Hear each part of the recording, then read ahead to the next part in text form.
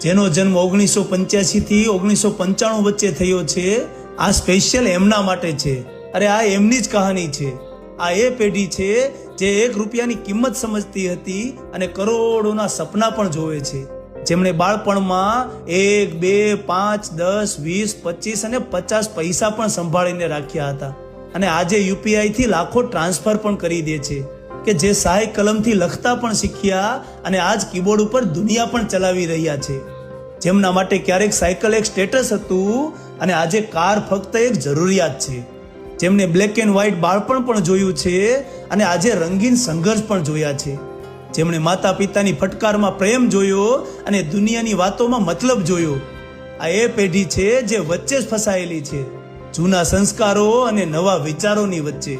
ના આખી જૂની કે ના આખી આધુનિક.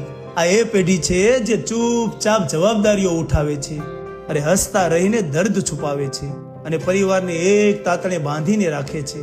ક્યારેક સંચલ, ક્યારેક ગંભીર, બધી જવાબદારી સહન કરતી, સંસ્કારોથી ભરેલી છે આ પેઢી, અમારી આ પેઢી.